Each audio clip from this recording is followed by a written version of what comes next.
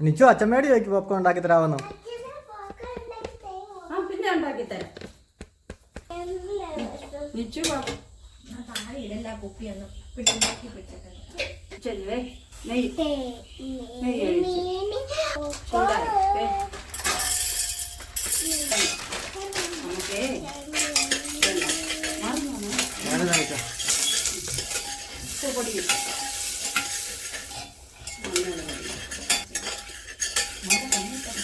കേട്ടോ.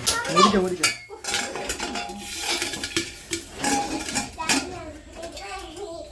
നോക്കാം.